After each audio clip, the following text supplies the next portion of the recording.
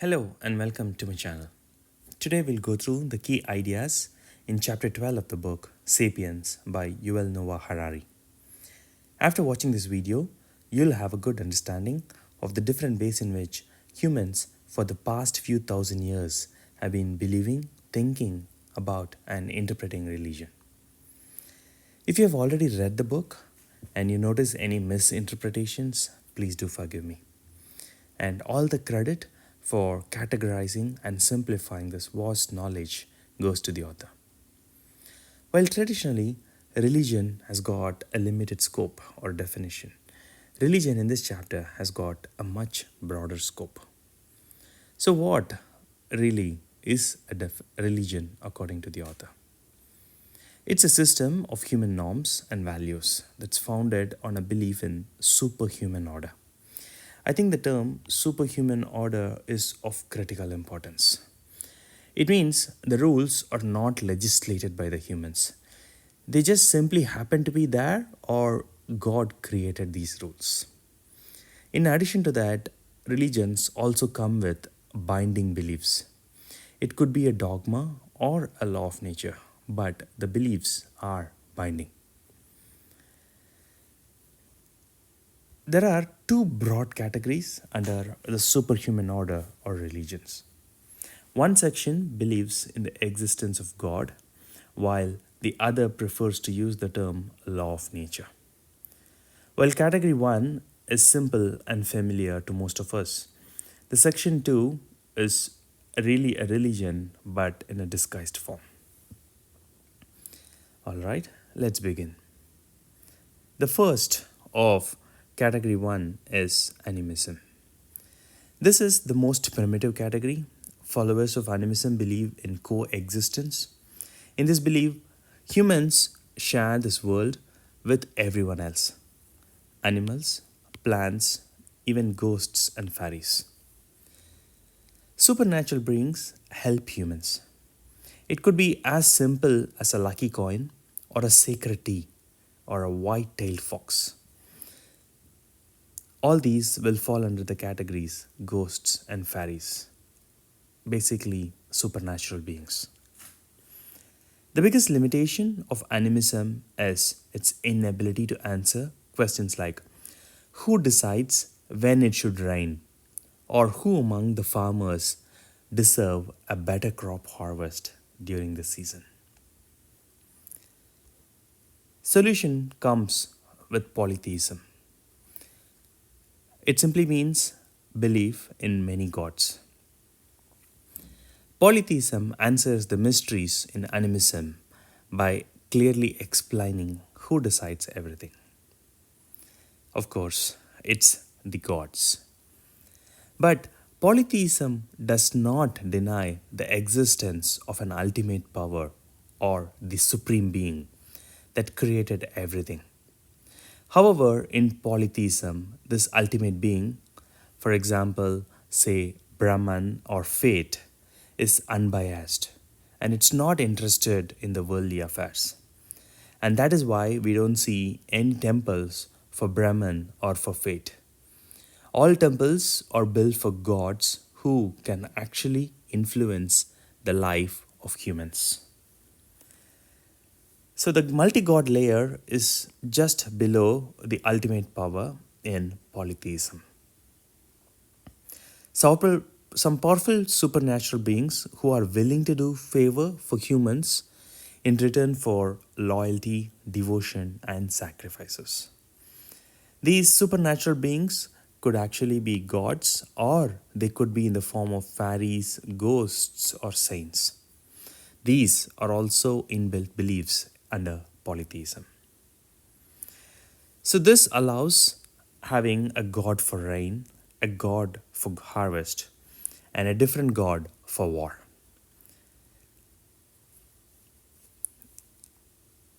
With that, let's move on to the next section: monotheism.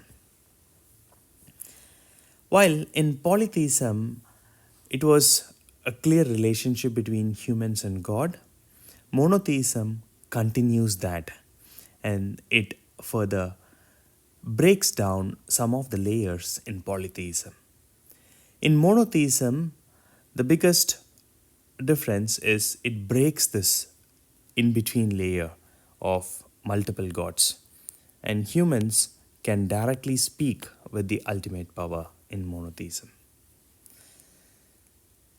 All intermediaries are removed, and therefore humans can directly speak with the ultimate power. One of the biggest challenges faced in monotheistic religions is the inability to explain why there is suffering in this world. If one ultimate God has control over everything that's happening in this world, then why let terrorism exist? Why do natural calamities happen? Or mean practices like slavery exist in this world? Many monotheistic religious books try to offer answers, but they often can be easily challenged intuitively. So then the solution comes with another form of religious beliefs. This is called dualism. In dualism, there is both good and evil. Good in the form of God and evil in the form of devil.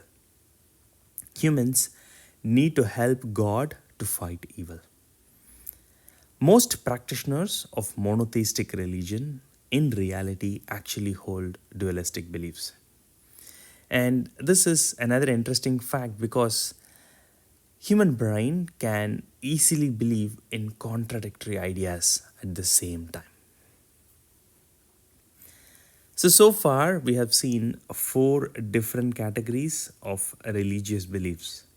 But in reality, what happens is actually a belief in combination of all these.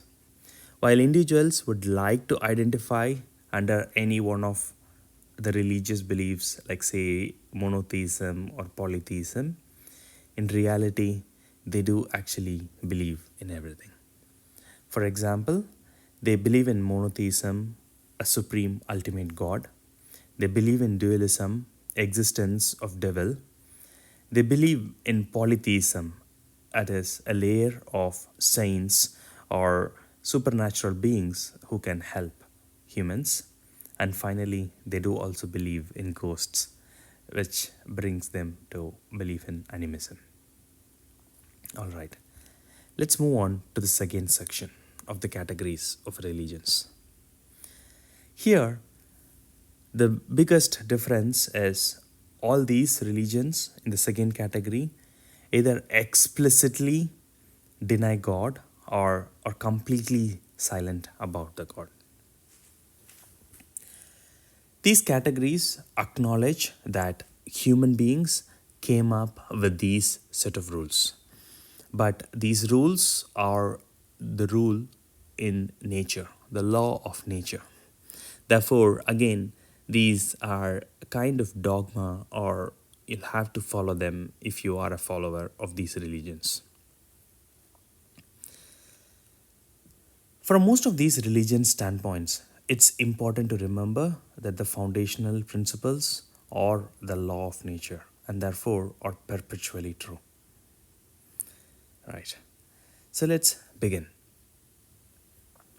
The first category of religions are generally common, and you may be familiar with some of the popular ones like Buddhism. Let's take a moment to go through what Buddhism tries to explain and why it's also a religion, though it denies God. The fundamental principle or idea of Buddhism is that suffering exists. Cravings are the reasons for the suffering, and there is a direct path to get rid of the suffering. Buddha explains that suffering is actually a vicious cycle.